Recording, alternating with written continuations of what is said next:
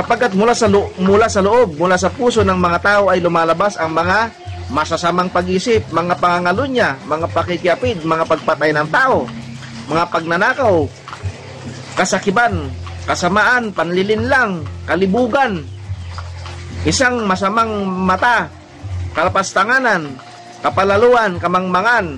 Ang lahat ng mga masamang bagay na ito ay nagmumula sa loob at nagpaparumi sa tao. Kaya, yung dinidikta ng puso natin na siyang ginagawa natin, ito yung nagpaparumi sa ating pagkatao, kaibigan. Kaya, kaibigan, isang maulan na araw ng mga puso ngayong araw na ito ng February 14. Nais ko lang magbahagi sa iyo ng biblical basis, kaibigan, patungkol sa pag-celebrate ng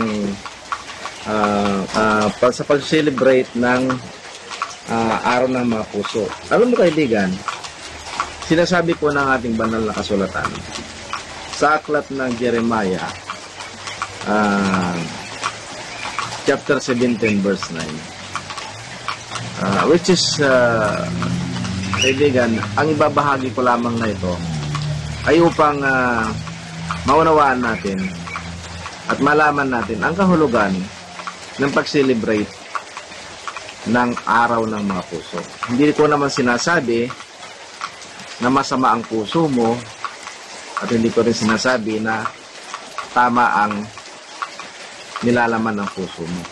At kung tama ang nilalaman ng puso mo at mabuti ang nilalaman ng kaibuturan ng iyong puso, yan ay mabuti, yan ay maganda. Ngunit kung ang intensyon ng pag-celebrate mo ng mahal na araw o mahal na itong araw ng mga puso ay para makuha mo lamang ang ninanais mo, kasi nga ang araw ng mga puso, ito ay isinicelebrate sa pamagitan ng pagbibigay ng mga Valentine's card, pagbibigay ng mga balloons na may hugis puso, pagbibigay ng bulaklak, which is hindi masama yan kasi mabuti at ipinapakita mo yung pagmamahal mo, ipinapakita mo yung mabuti ang intentions mo, kung tunay nga ba ang intentions mo, kaibigan.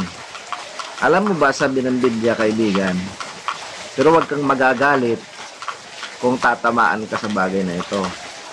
Sinasabi lang naman ng Biblia. Kaibigan, sabi ng Biblia sa aklat ng Jeremiah, Book of Jeremiah, chapter 17, verse 9, sabi niya, the heart is deceitful above all things, and desperately wicked, who can know it? Sabi niya. Deceitful, sabi niya, above all things, desperately wicked, who can know it? Sino kaya ang higit na nakakalam ng nilalaman ng puso mo kung ito nga ba ay mabuti o masama ang intentions mo sa isang bagay na ninanais mo? Walang ibang nakakaalam ng nilalaman ng puso mo kundi ang Diyos lamang. Kung masama ang intentions mo, alam din ng Diyos yan, kaibigan. Kung mabuti ang intentions mo sa isang bagay, Diyos din ang nakakalam. Kaya pagdating ng panahon, tayo pareho ay haharap sa Panginoon sa mga gawa nating mabuti at masama. Kaya ito sabi niya rin sa Book of Genesis chapter 6 verse 5, sabi niya, the Lord saw that the wicked of man was great in the earth, sabi niya. Alam ng Diyos na ang laman ng puso ng tao ay napakasama dito sa ibabaw ng lupa. Kaya kaibigan,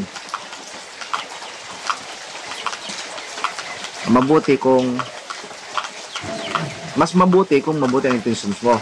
Pero kung masama ang intentions mo sa pag-celebrate mo ng araw ng mga puso, nasa sa iyo na yan, kaibigan. So kaya, ang nais ng Panginoon, kaibigan, ay tayo ay maging malinis sana ang ating mga puso. Alam mo kung bakit? Nasabi ng Biblia, Ang nais ng Diyos ay alisin natin ang anumang maruruming nilalaman ng ating mga puso. Kaya sabi niya dito sa Book of Ephesians 4:22, sabi niya, put off your former way of life, sabi niya. Yung former way of life natin, ito yung mga masasamang way of life natin. Gusto ng Diyos ay baguhin natin. Kaya sabi niya, put off your former way of life, your old self. Sabi niya, yung lumang pagkatao natin na kung saan nang dahil sa mga lumang pagkatao natin, maling way of life natin, and come short unto the glory of God, sabi niya, kaibigan. Kaya nga sinasabi sa Biblia na and come short unto the glory of God for those who are wicked and unrighteous in the presence of God, kaibigan. Kaya alisin mo na, kaibigan, yung mga masasamang intensyon at masasamang desires mo sa mga bagay na nakakapagparami sa iyo sa paningin ng Diyos, kaibigan. Kaya anong gawin mo para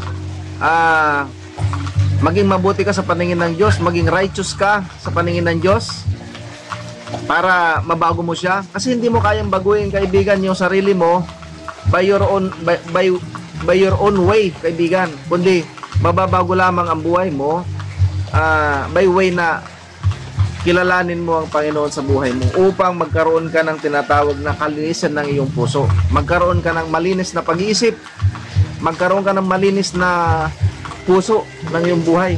Kasi hanggat hindi mo isinusurrender ang buhay mo sa Panginoon, hanggat nananatili ka sa old way of life mo, ay nandun ka pa rin sa isang pamumuhay na pakikiayon sa takbo ng mundo, kaibigan.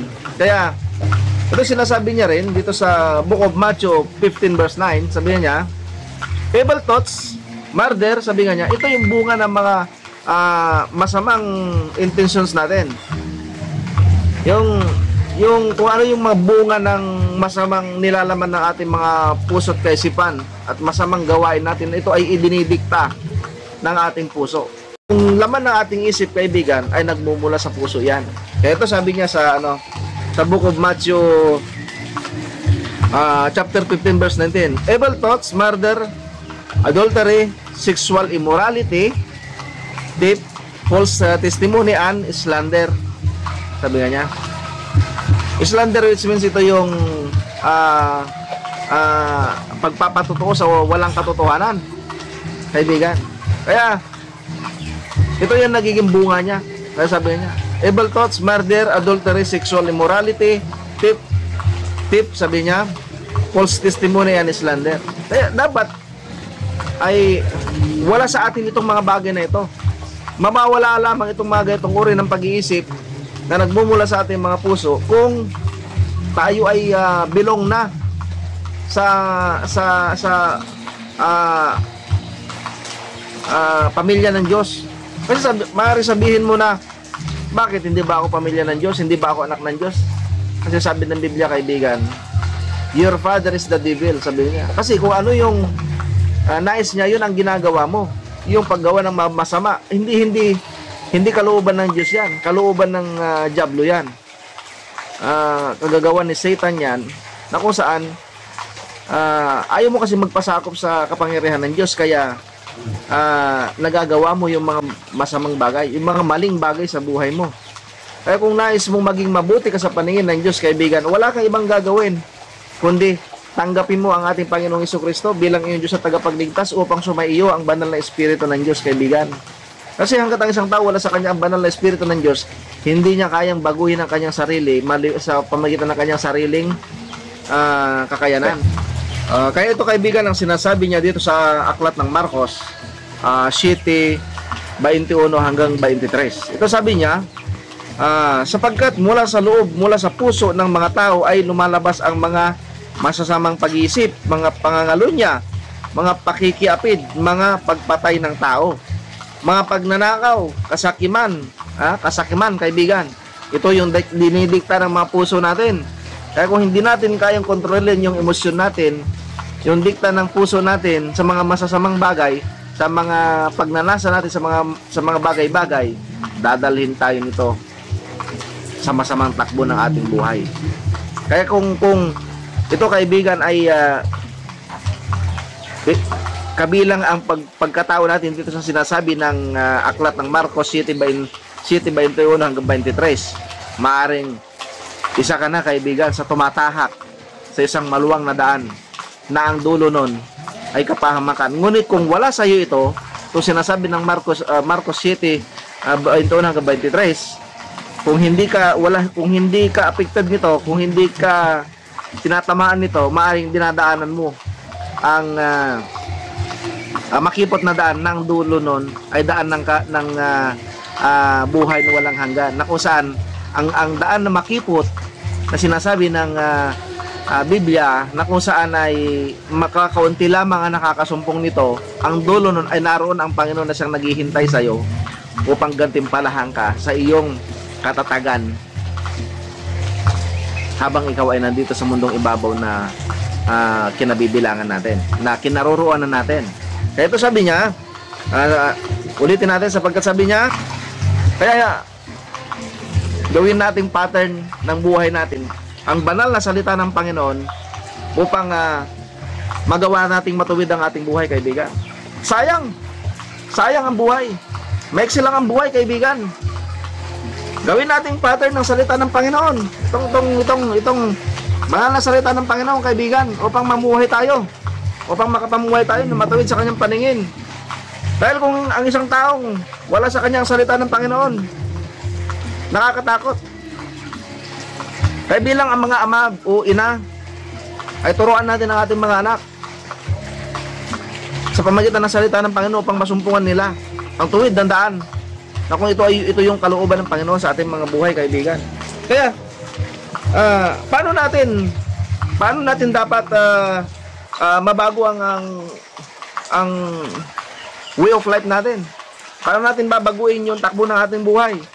Kasi dalawang bagay lang, kaibigan, ang mayroon sa tao. Yung desire ng isang tao ay masamang hangarin at mabuting hangarin.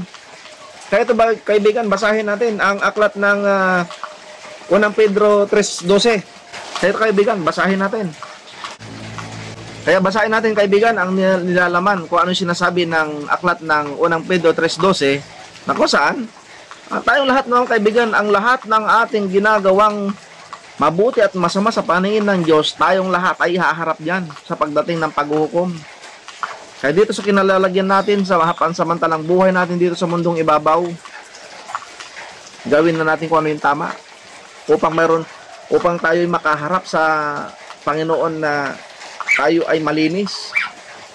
Dahil pagdating ng panahon, ang nung ihaharap natin sa Panginoon sa araw ng paghuhukom, kung ilalaan lang natin ating buhay sa kasamaan na kagaya sa mga sinasabi ng ating banal na kasulatan, na ang banal na salita ng Panginoon, kaibigan. Kaya ito sinasabi niya sa aklat ng 1 Pedro 3:12. Ito sabi niya, kaibigan, sapagkat ang mga mata ng Panginoon ay nasa mga matutuwid. Sabi niya, ulitin natin, kaibigan, sapagkat ang mga mata ng Panginoon ay nasa mga matutuwid at ang kanyang mga tainga ay bukas sa kanilang mga panalangin. At ano pa? Sabi niya, ngunit, sabi niya, ang mukha ng Panginoon ay laban sa kanila na gumagawa ng masama. Kaya, kaibigan, mayroon ka bang mayaharap sa Panginoon kung kabilang ka dito sa gumagawa ng masama? Ngayon, kung ikaw ay gumagawa ng mabuti at kung tayo ay gagawa ng mabuti, ay makakaharap tayo na panatag sa harapan ng Panginoon balang araw. Ngayon, kaibigan, kung ikaw ay siniselebrate mo ang araw ng mga puso, kung mabuti ang intentions mo, tama yan. Pero kung masama ang intentions mo, pananagutan mo yan. Pananagutan nating pare-pareho kung ano yung ginagawa nating mabuti at masama. Walang tao perfecto, yes. Masama ka na nga, hindi mo pa hanapin kung ano yung mabuti para sa kalooban ng Panginoon. Maiksi lang ang buhay. Hindi natin alam kung kailan tayo mamamatay. Walang kasiguruduhan sa buhay ng bawat isa sa ating kaibigan. Kaya ngayon na, lumuhod ka sa paningin ng Panginoon. Kung lumuhod ka sa harap ng Panginoon, i-confess mo na yan, kaibigan.